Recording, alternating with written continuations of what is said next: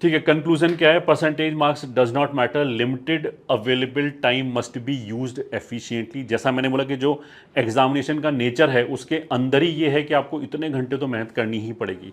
ये ठीक है, बिकॉज थ्योरी तो भले ही जेई में सेम हो, बट ओवर द ईयर जो डिफरेंट टाइप ऑफ क्वेश्चंस आते चले आ रहे हैं, तो बहुत सारे बच्चे क्या कर रहे हैं, आपके ही पीयर ग्रुप के बच्चे क्या कर रहे हैं, उन क्वेश्चन सबको मेहनत कर करके 12-12 14-14 घंटे पढ़ के उन सब क्वेश्चनों को उन्होंने देख लिया।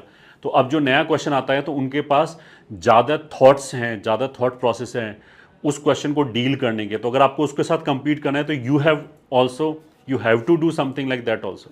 ये ठीक है, तो ऐसा नहीं, ये इनहेरेंट नेचर ही है। और जो आईआईटी सेट नहीं कर रहा है वो बेसिकली कंपटीशन सेट कर रहा है। तो इसलिए हमारे पास लिमिटेड टाइम है। बहुत सारे पेरेंट्स ऐसे होते हैं कि वो अपने टाइम से कंपेयर करने की कोशिश करते हैं। ये ठीक है, वो बोलते हैं कि हम 6-7 घंटे पढ़ते थे, हो जाता था। तो उस टाइम पे इतना वॉल्यूम नहीं था स्टडी का, भले थ्योरी सेम हो आज भी जो 20 साल पहले थी, बट अभी जो नंबर ऑफ क्वेश्चंस है, डिफरेंट टाइप के क्वेश्चंस है। मैथमेटिक्स में केवल थ्योरी से काम नहीं होता है, बहुत सारी तरह की मैनिपुलेशंस भी होती हैं, वो भी हमारे ब्रेन में स्टोर होना चाहिए, प्रैक्टिस होनी चाहिए। तो वो बेसिकली कंपटीशन उस डायरेक्शन में जा रहा है कि हमें मेहनत किए बिना काम चलेगा नहीं। तो इसलिए जो भी टाइम अवेलेबल है उसको एफिशिएंटली यूज़ करना बहुत ज़्यादा ज़रूरी है। मतलब हम ऐसा नहीं कर सकते कि हम घोड़े की एक टांग तोड़ दें और फिर हम बोलेंगे दौड़ो बाकी घोड़ों की तरह।